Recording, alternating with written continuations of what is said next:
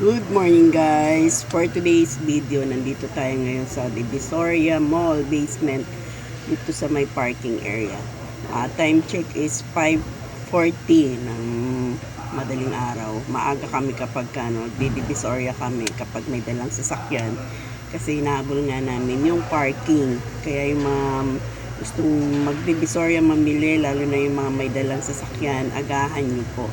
Pero kapag Sunday, hindi ganun ka, hanggang 6 o'clock yan, medyo maluwag-luwag pa. Pero inaagahan namin talaga. Mas maganda na yung sigurado.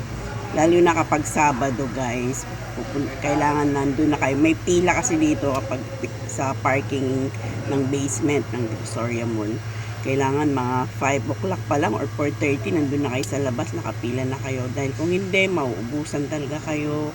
Pwede doon kayo sa labas, kaya lang medyo mahirapan na. Kasi dito karamihan ng pinamimili namin dito sa may Divisoria Mall. Kaya mas madali na lang, akyat na lang kami ng akyat ng mga pinamili namin. So maya pa ako bababa, mga 6 kasi yung iba dito nagdi-display pa lang. Hindi tayo makakapili ng maayos kapag nabili na kagad tayo. Kaya maya na, pahinga muna tayo. Ito nga pala guys, yung binili naming Travis. Every 2 weeks kasi kami namimili. So, pang 2 weeks na namin ngayon. At ito, dinala na namin ulit yung aming Travis. Isuzu Travis. Bali, pangalawang gamit na namin to ngayon. Yung Revo namin, ayun, kawawa naman. Hindi siya nagagamit ngayon. Naka-stock lang muna.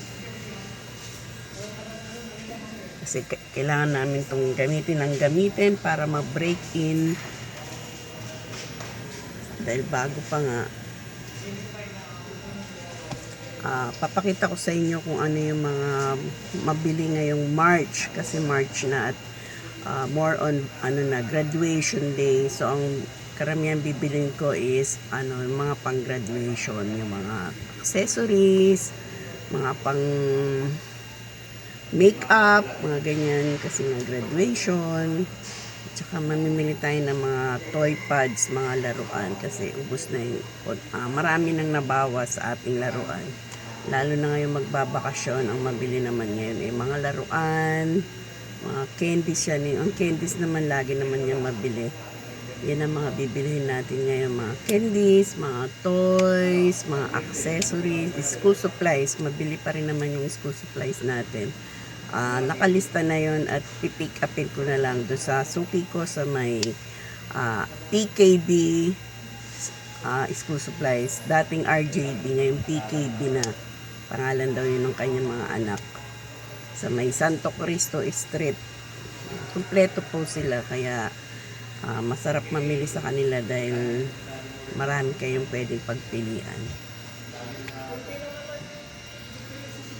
Ayan. Sa mga gustong magkaroon ng ganitong sasakyan, lalo na kung may negosyo kayo, sipag, tiyaga, diskarte lang po sa buhay. Ito katas na po ito ng ating pagtitinda at pag-YouTube, pag-Facebook. Bali pang 3 sasakyan na namin to ngayon na nabili. Katas lang po yan ng ating sipag, tiyaga at pagmamahal sa ating negosyo.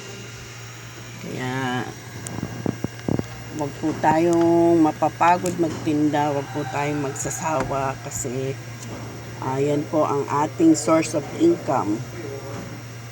Lalo na po sa panahon ngayon, ang hirap-hirap ng kumita ng pera. Kung tayo nga na may negosyo na nakakaramdam pa rin tayo ng parang tulad ngayon, magtataasan ng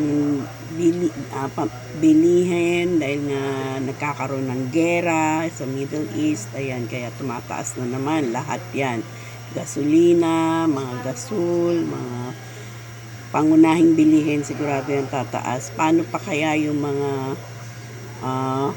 namamasukan lang, nagtatrabaho, kasi tataas ang pamasahe. Kaya kawawa naman po sila. At sana pagdasal natin na matapos na yung kaguluhan na yan, magkaroon naman ng kapayapaan, lalo na dito rin sa bansa natin. Sana ayusin naman ang pamamalakad ng ating Pangulo. Kawawa naman po yung mga taong walang inaasahan kundi yung kanilang hanap buhay, pagtitinda, empleyado. Kawawa naman po sila dahil sila yung unang-unang maapektuhan. Kaya ayan guys, bye bye guys, and thanks for watching, and please don't forget to like, share, and subscribe. At kung meron po kayong mga katanungan dyan, mag-comment lang po kayo dyan. Ayun yung aking driver, oh.